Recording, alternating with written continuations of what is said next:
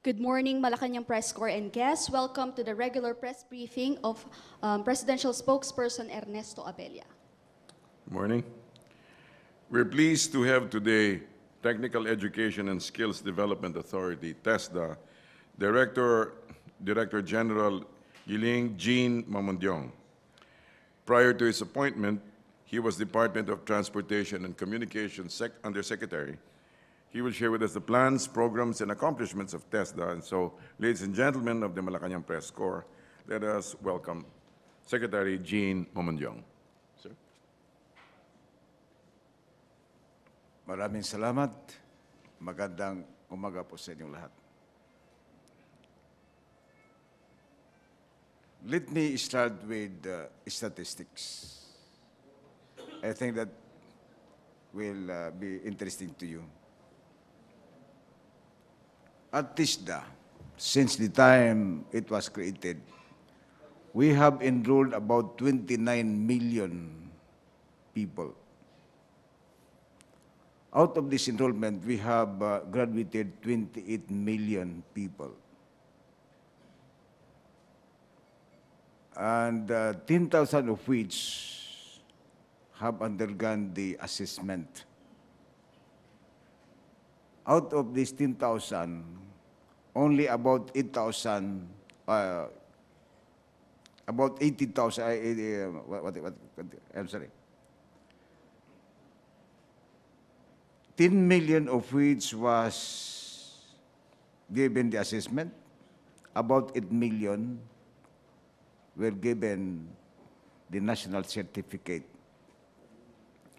Ang tanong ko po, saan po yung 18 million those who graduated? No? Kasi ang sinabi ko sa inyo, 28 million graduated out of 29 million enrollees. Ang tinatanong ko sa akin sarili at sa TISDA, saan yung 18 million na hindi nakaroon na assessment? It could be that these enrollees or graduates may not have the money to pay for the assessment fee. Kasi po, TISDA has been charging an assessment fee ranging from 1,000 to 3,000 depending on the course or programs that they have graduated. So, TISDA decided that we give free assessment. We are not charging any more assessment fee for our graduates. Now, let me start my report to you and to the Filipino people with our performance starting in 2016. In 2016, we have enrolled 2,269,665.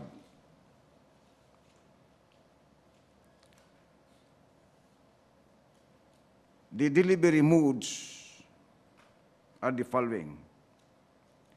We have 1,151,644 from the various institutions, both public and private. On enterprise-based skills training, we have an enrollment of 72,458 enrollees. On community-based training, we have enrolled 1,045,563. The graduates of this enrollment are as follows. On institution-based enrollment, we have graduated 1,057,574. On enterprise-based, we have graduated 67,080 graduates. On community-based, we have graduated 1,026,582. Out of these graduates, we have assessed 1,512,233 in 2016. Out of this number, we have certified only 1,387,985. For the first and second quarter of 2017, the enrollment was 766,577, and we have assessed 456,768 and certified 419,100 graduates, or 91.8%. That is the number of graduates, the enrollment, and the certified trainees. Now, we found that there is a need to introduce some new programs at TISTA. Immediately after I assumed office, we conducted barangay skills mapping all over the country, and we are talking here of 42,036 barangays nationwide. So we communicated with the barangay chairman, and 23,000 responded to our letters. And they have nominated 850,000 trainees, people who would like to have skills training with us. Aside from the barangay skills mapping coming from the barangay chairman, we have also introduced a new mode of scholarship availment. We have the so-called online application, and we have about 41,000 applicants on online. We have also a walk-in application mode of availment, and 62,000 applicants went to our offices nationwide. And so we have a total of almost 1 million applicants. As of now, we have almost 1 million people ready for availment of our skills training program. There was also a need to find out if our training centers of about 4,000 are capable of continuously giving skills training.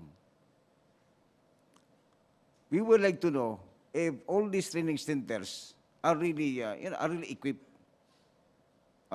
So we are talking here of the absorptive capacity of the skill training centers.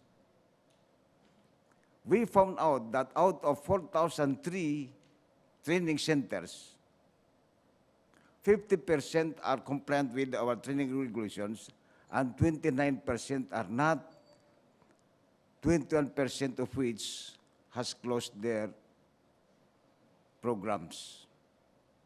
In the Philippines, we have only developed 18,000 programs, but because of this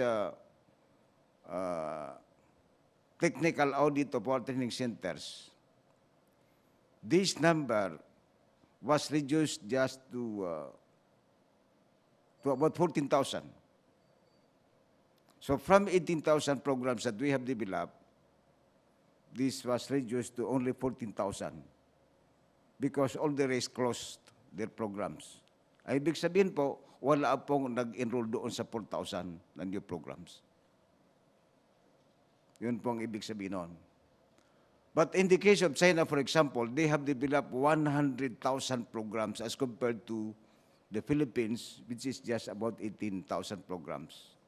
So we are now targeting 50,000 programs during the term of the President. So we have coordinated with the industry to help us out and making sure that we develop this number of programs, because we believe that every single program that we have developed, we are creating jobs and means of livelihood. We are attributing the economic miracle of China to this number of programs that they have developed. Halos lahat po ng naisip nila ay mayroon silang programa.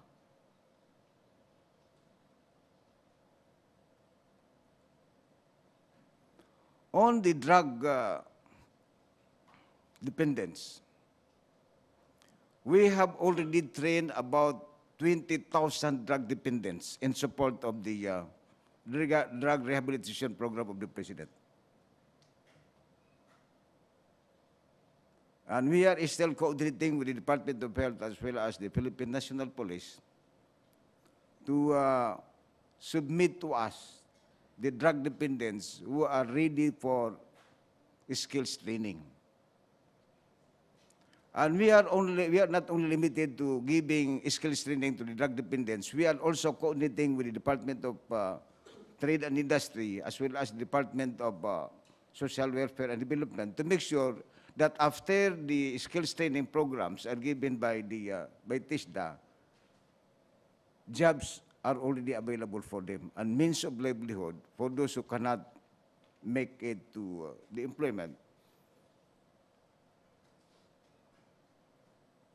We have also trained about 8,500 indigenous people from various tribes of our country.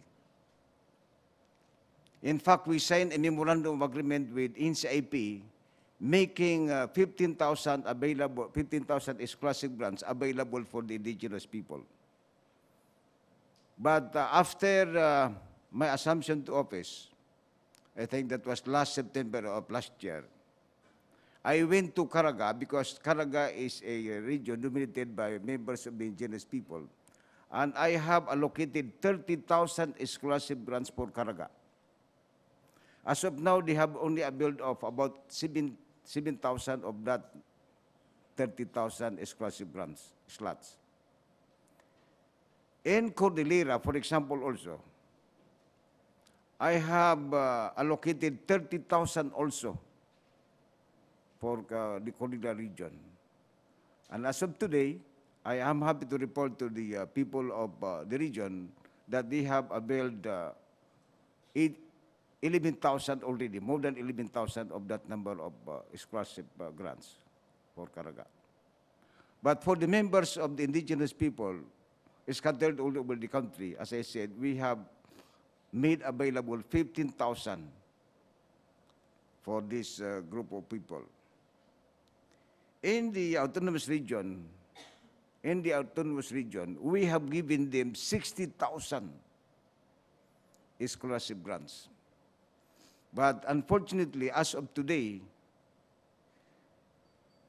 they have only availed of about 5,300 scholarship out of the 60,000. Bakit po? Because they do not have enough training centers. Halos wala pong training centers doon sa autonomous region. So their absorptive capacity is a big question. But they have madrasa schools in almost all the municipalities in the autonomous region, and they have about 126 municipalities in the autonomous region. And because of this, they are graduating hundreds of thousands of people every year. And these graduates from the madrasa school system, do not have any opportunity to land jobs and means of livelihood. In other words, the madrasa school system in South are producing army of jobless people. So what is our solution? Our solution is to integrate the skills training program into the madrasa system. That's why we have given them 60,000 slots. Dito po sa Kuan, Marawi Shades, because we are about to start, and in fact, we have started the reconstruction and rehabilitation program already with the establishment of the temporary shelter. No? We went to Iligan City because it is in Iligan City where you can find the bulk of the evacuees. We are now conducting a massive skills training program to the evacuees. in Iligan City and Cagayan de Oro City. We have appropriated already, as far as it is concerned, about 60 million pesos for skills training. We are giving priority to construction workers because of the reconstruction and rehabilitation program of the government. And so for the Marawi evacuees, we are targeting about 20,000 construction workers. Construction workers. And we are also coordinating very closely with the Department of Trade, with the Department of Agriculture, and the SWD to make sure that after the graduation, we have jobs and means of livelihood for these evacuees. Yan po ang pinaka-importante dito. We have to provide jobs and means of livelihood to the evacuees once they are already returned to Marawi City.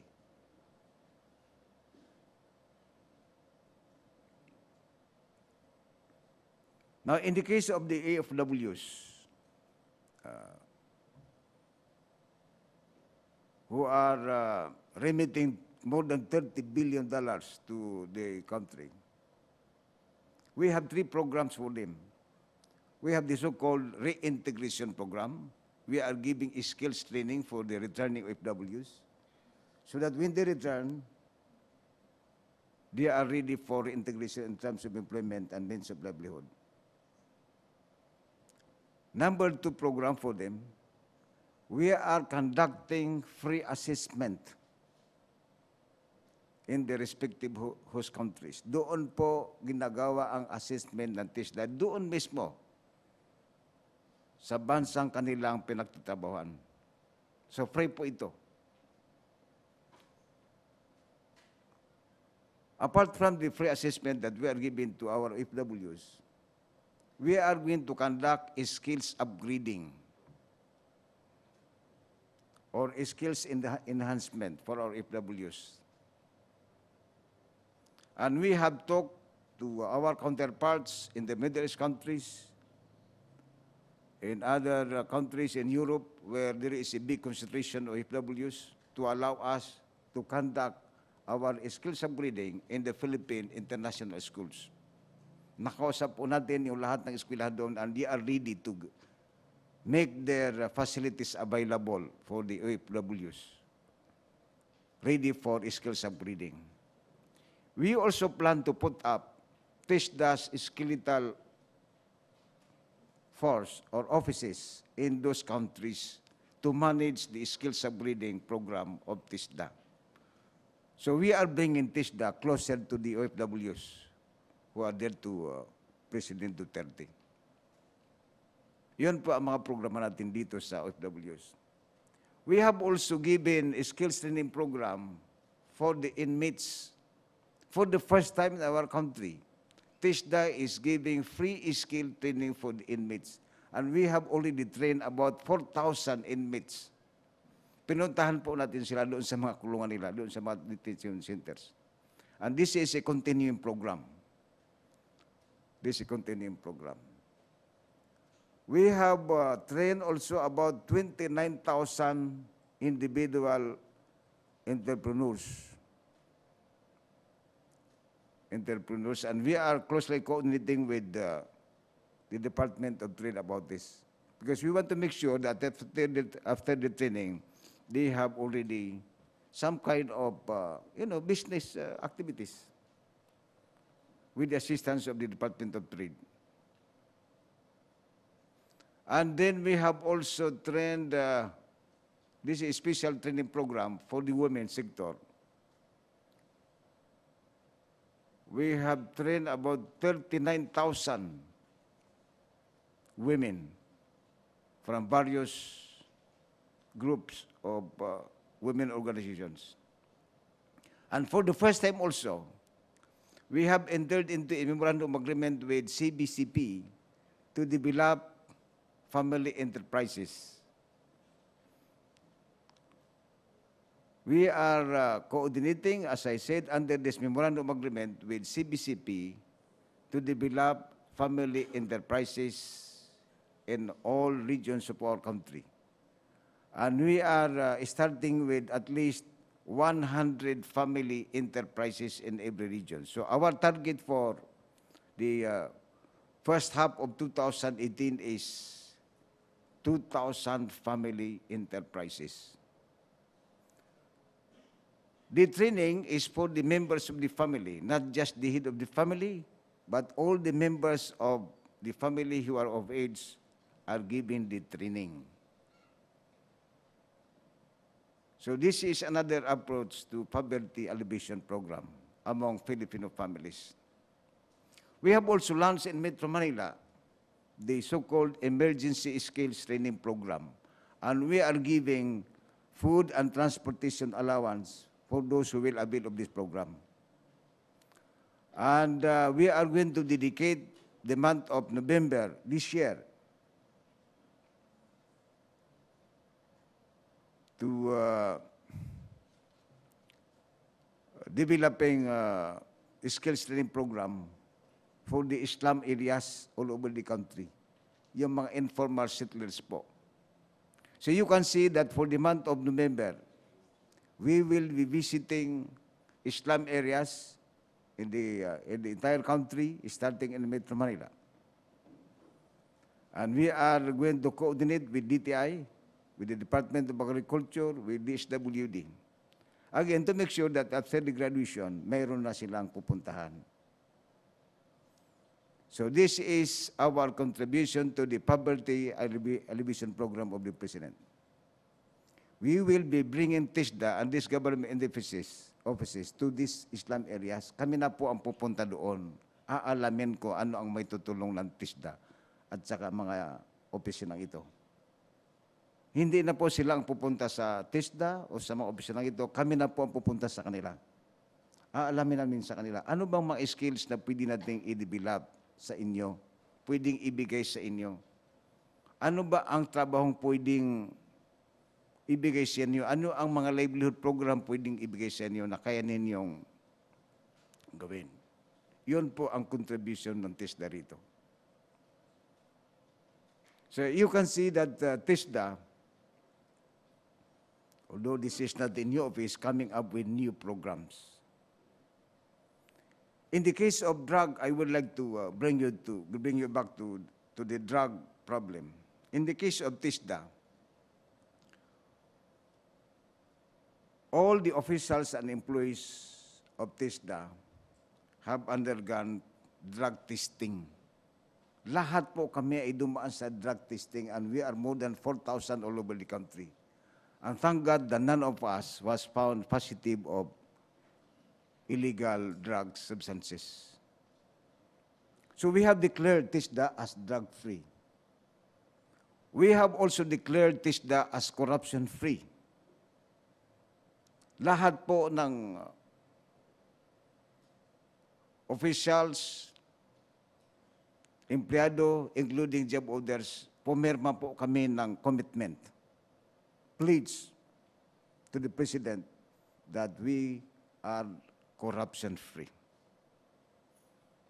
Although we are, you cannot perfect, there is no 100% drug-free government agency. But we can assure the public and the Filipino people that we will be dealing with more severely for those or any one of us who may be involved in corruption. Wala po tayong sasantuhin dito.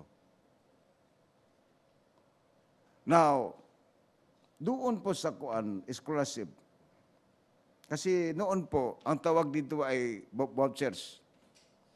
In the previous administration, ang tawag nila po dito sa scholarship grant or scholarship grants are vouchers. Pinalitan po natin ito, instead of vouchers, sinatawag natin scholarship grants. Kasi po, pag vouchers ang pinag-usapan, pera kaagad ang nasa utak natin. In the past, what they have been doing is to distribute the slots to the training centers. Ibinibigay lang po ito sa mga training centers. Ang sila na po ang naghanap ng mga trainees, mga scholars. When I assume TISDA's leadership, we changed be approached. Hindi na po tayo namimigay ng scholarship sa mga training centers. Nakaroon pa ng tendering system. Ang ibig sabihin po, lahat po ng mga nominees coming from the barangay chairman all over the country, yung mga online applications, yung mga walk-in applications, ay kinukulit po natin ito. And then, nakakaroon tayo ng para bidding po ito among registered training centers. Halimbawa lang po, sa isang district, lahat po ng training centers doon with registered programs ay iniimbita natin. Ito yung available na scholarship sa inyong district. Kung sino yung may absorptive capacity, sila po ang pwedeng sumama rito sa programang ito. Ano po yung sinasabi nating absorptive capacity? Tinitingnan po natin sa eskwelahan yung facilities po. Pangalawang tinitingnan po natin yung equipment. Pangatlo po yung faculty. Kasi maaaring mayroon kang facilities, you have the school, but you do not have the equipment. How can you conduct the skills training without the equipment? If you have the equipment, wala kayong trainers or faculty. So yung tatlo pong yun ay tinitingnan po natin doon. So yun po ang pagbabago dito sa scholarship availment or scholarship distribution. Now, to make sure that the trainees or scholars are real, hindi, basta, hindi, I'm trying to avoid the use of the term ghost, no? We also organize a national inspectorate. Lahat po ng eskwelahan o training centers na nabigyan natin ng scholarship ay pinupuntahan po ng inspectorate natin. To find out if they have, as I said, if they have the facilities, if they have the equipment, if they have the faculty, and if the scholars are real. Kung nandun pa, yung warm bodies po, nandun ba yung sinubmit o binigyan ng scholarship? We want to make sure that every single cent that is appropriated for the scholarship of the government, for the poor, is given directly to the beneficiaries. So yan po ang ginagawa natin dito. Now, in the Philippines, we have about 122 training centers controlled and owned by the government. This is under supervision of TISDA. Makakaroon po tayo ng malaking programa na ito because of the so-called universal access to college education.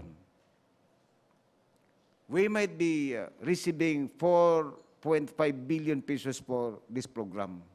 And we are going to tap our 122 training centers all over the country. So in 2018, we are talking here of about 700 to 800 trainees or scholars. Napakarami po ito. At ito po ay pinaghanda ng TISDA. We are renovating, we are making repairs of these training institutions so that by the time that we have this money in 2018, we are ready to implement din successfully. Sige po. Thank you very much. Okay, thank you, TESDA Head Mamunjong. You have any question for, you have? Okay. One quick question, okay. Hi, Secretary. Good morning. Sir, can we just get your reaction? 30 billion was realigned from the budget of the DepEd, pero tatanggalan na po yung sa TechVoc programs, yung sa TechVoc laboratories. Any reaction to this latest development, sir, dun sa 2018 budget? Kasi mangyari po, the only agency that has the mandate to conduct a skills training program is TISDA. But we are supporting the skills training program of other agencies of the government like, you have the DSWD also. We have also the Department of Labor and Employment, Department of Agriculture, DTI, for example, have also, training program. Now, K-12 is all about vocational courses. K-12 is about technical and vocational courses. So we support whatever budget is appropriated for this under the Department of Education. Kailangan po nila ito. So I don't think it is wise that we take this budget out of the Department of Education. We have to support K-12 under the Department of Education. Okay, thank you, JP. Rose Novinario. Ay, good morning, sir. Good afternoon, sir. Sir, nabanggit nyo kanina na kasama kayo dun sa, sumasali kayo dun sa may drug war ng administrasyon in terms of providing technical training skills assistance po sa mga drug dependents. Ano po yung maitutulong nyo bukod po sa pagbibigay ng training? Pagtapos na po sila sa training, kasi po may mga stigma ho ba, di ba, sa mga naging drug addicts or drug dependents. Ano po yung maidadagdag nyo? Magkakaroon po ba kayo ng MOA, MOU sa mga kumpanya na i-hire po yung ating mga dating drug dependents na TESDA-trained naman po? We are actually talking to the industry to accept this drug dependence after their skills training. Tao rin po ito, ang mga taong ito, at they have also the right to make sure that they have a life worthy of human dignity. Hindi dahil naging biktima sila ng drug problem ay hindi natin tatanggapin. If they have the skill, why not accept them? I don't think we will make any distinction. Kasi ang importante rito, they have the skill that we need. If they have that skills, then they have to be accepted in the industry. So kailangan po natin dito. We should not make any distinction. Ay, isang follow-up. Yung ano po, magkakaroon po ba tayo ng mga memorandum of agreement or memorandum of understanding sa private sector po to hire former drug dependents? We can do that, but we cannot force the industry to accept them. Kasi sila ang nakakaalam kung sino-sino yung dapat nilang tanggapin. But we will be talking to them, we will encourage them to accept them. If they have the skill, and we are providing that skill that the industry would need. Okay.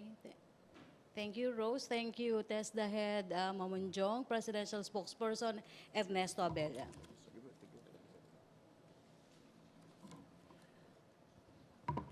Morning. Few statements. On NCR's crime rate. The crime rate in the National Capital Region continues to drop, and comparing the weekly crime volume in Metro Manila before and after President Duterte assumed office as of October 1, 2017, robbery hold-up incidents dropped by 39.5%, theft dropped by 35.6%, carnapping by 67%, and motor napping by 63%. Carnapping by 67%, motor napping by 63%. Rape cases also dropped by 27%. The streets and neighborhoods in Metro Manila are now safer and more secure thanks to the government's campaign against drugs and criminality. We hope that the marked improvement in Metro Manila's crime rate is likewise felt and appreciated in the entire country. On the Las Vegas shooting incident, we extend our deepest condolences to the families of the more than 50 victims who died because of the mass shooting in Las Vegas, Nevada. We likewise pray for the speedy recovery of the more than 500 people who were reported injured. No Filipino casualty has been reported according to the Philippine Consulate General in Los Angeles. Nonetheless, the Department of Foreign Affairs, DFA, has instructed Consul General Adeleo Angelito Cruz to immediately proceed to Las Vegas to look into the condition of our kababayans, as well as Filipino tourists who happen to be in the area during and at the time of the shooting incident and who may need assistance. We join the peace-loving people of the international community in denouncing this latest act of violence. DOTR signed MOA for toll interoperability. Motorists will soon experience more ease in transportation. Last month, the Department of Transportation led the signing of Memorandum of Agreement for toll interoperability regarding expressway operators to update their collection systems for unification. The MOA includes installing electronic transit media readings device for electronic payments and an entry ticket reading device for cash payments for accepting and processing tickets in at least 2 entry and exit toll booths. The implementation will be immediate, while 6 months from the signing of the MOA will be given for cash payment collection.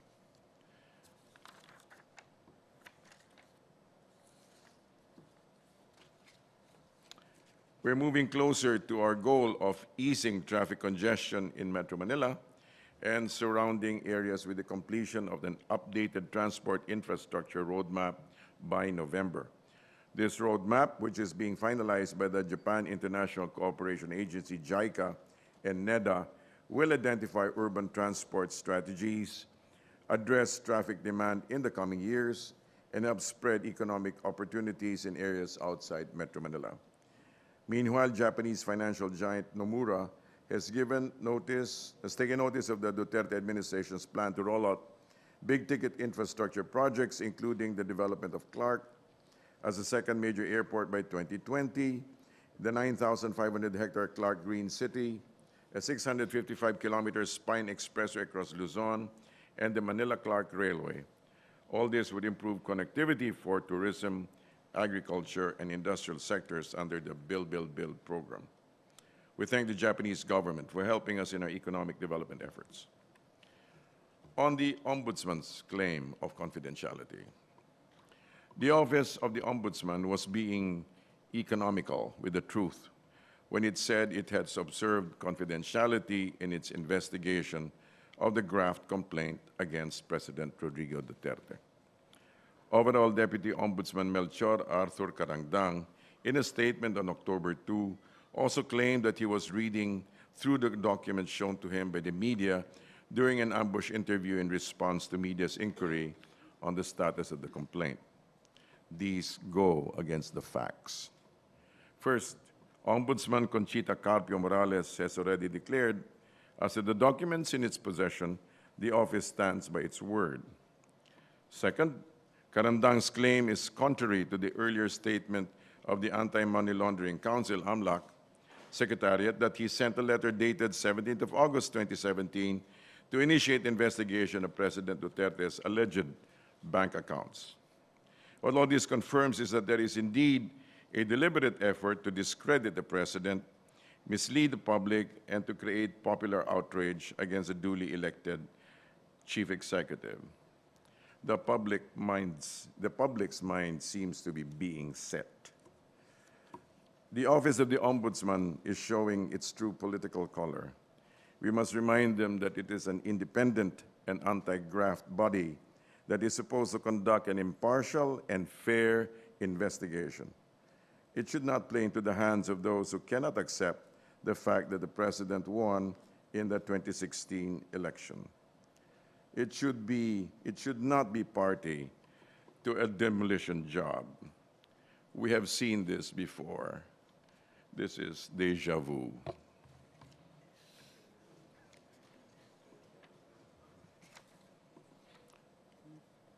Today is the 3rd of October. Data as of the 2nd of October regarding the Marawi situation. Enemies down, +4, 753. Civilians down 47. No change in civilians rescued. Killed in action 155. Buildings cleared the 29th of October. Buildings cleared 29, and as of October 1, 8. As of 3 p.m. yesterday, the Marawi AFP casualty fund is 102,059,832.78, and Marawi internally displaced 135,595. We're open to a few questions. Few questions. Joseph Morong. Sir, Yes. dun sa tono mo ulit kanina ha. Alin po? Yung tono mo ulit kanina. Gusto mo yun?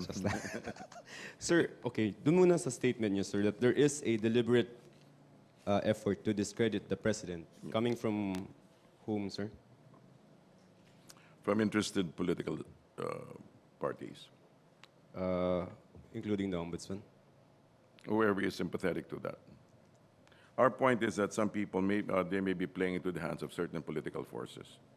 Okay, so you're not are you directly accusing the ombudsman There of... is no accusation Okay. here. We're just simply Clarification. pointing out, simply describing the landscape. All right, sir. There have been, I think may final na dalawang complaints kanina lang before we started the press conference. Your thoughts about this? This is against... We still have to see the actual complaint file. Okay. Sir, this comes after mga 2 days when the president said na kay Deputy Carandang na magdasal-dasal siya. And some may not be able to, some may see a connection between that statement of the president and the consequent filing of the complaint, meaning does the president have something to do with the filing of cases? Apparently, the person who filed it is an independent person, so there's no need to connect any dots. All right, thank you, sir. Questions? Laila Salaveria. Good morning, sir. Yes, ma'am. Sir, may I be clarified? Sir, the President's proposal to create a commission to investigate the Ombudsman, is this a direct response to the investigation into his family's bank transactions? I don't think we need to, I don't think we can make direct connections like that. However, the president is, within his, apparently has been, apparently the president simply acting objectively regarding infringements of that the office seems to be doing. Sir, so is it just a coincidence? Because if he has a problem with corruption in the Ombudsman, That's right. why did he make the proposal shortly after it began its investigation into his Well, this was the opportune time to do that. Because He saw it fit to do it at that stage. Sir, also you mentioned yesterday that the president isn't considering everyone in the office of the ombudsman corrupt. The office of the ombudsman is a separate entity from the people who are there, right? So the people, it's not the office that is corrupt, it's the individuals within. But does he think everybody, as in every single person in the agency? I think that's too much to conclude. Sir, if that's the case, sir, why doesn't he just ask Karandang to inhibit from the case and have another official there handle the investigation? Well, that is the process that seems to be unfolding, so we trust his decisions to do that. Sir, what do you mean? Is the But president... you were suggesting a particular mode of action, but he has taken, this is what he has done. He has to set up is wanting to set up a, what do you call it? An investigative. No, sir. I was referring to the bank transactions of the president and his family. Okay. Is he willing to have another ombudsman official handle this if he has a problem with Karandang?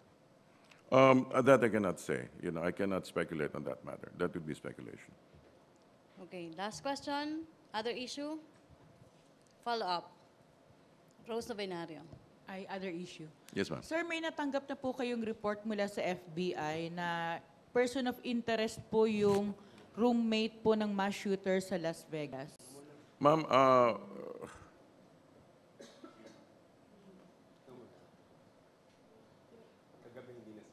yeah, well, anyway, well, as far as we, okay, we're not coming out with any official statement, but as far as the local BI, Bureau of let me just check.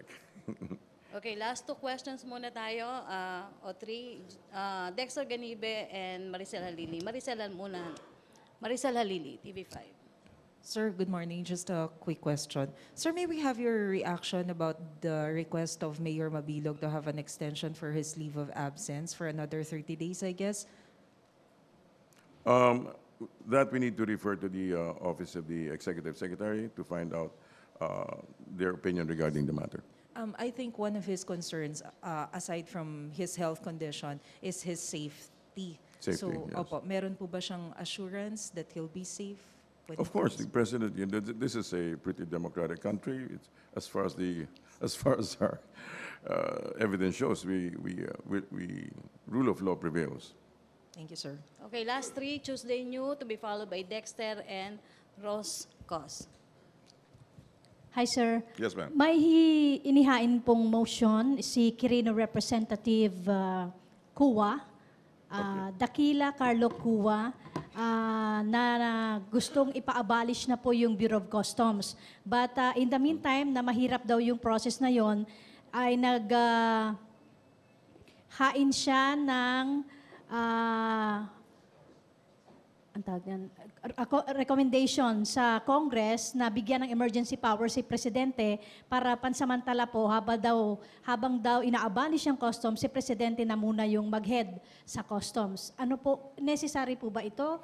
No, ma'am, we cannot make any comments on the matter at this stage. Okay, Dexter Ganibe. Yusek, Yes, ma'am. Yes, sir. narinig natin kay Pangulo dati na ayaw niyang mag-appoint ng mga barangay officials. Po. Ito bang dahilan kaya hindi napipirmahan yung Senate bill kasi may appointment doon? As far as I know, it's supposed to be pending for signature, and so we cannot we cannot speculate on the reasons why. But it's supposed to be signed. It's a pending signature of the president. Okay. Last question. Lenesca. Yes, ma'am. Sir, good morning. Yes, ma'am. About yung statement nyo lang po, the public's mind is being set Yes.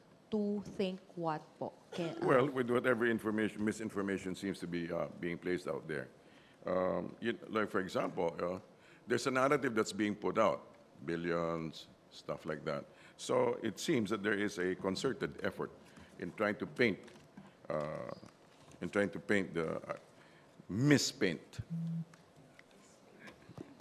the actual situation. Mispaint the president, the actual situation, mispaint his bank accounts, ano po specifically? All of the above. Sir, last follow-up na lang po. Sir, tingin nyo ba yung distab plot ay sino po yung nasa likod dito as financier po? Ma'am, hindi ko po masasabi yung ganon. That would be speculation on my part. So wala pa pong report yung Malacañang kung sino yung behind sa mga distab na ito? Kung meron po siguro, tinitingnan lang yan muna. Okay, thank you, Presidential Spokesperson Ernesto Abella. Thank you, Test the Head Mamunjong. Thank you, MPC, back to our main studio sa Radyo Pilipinas and PTV.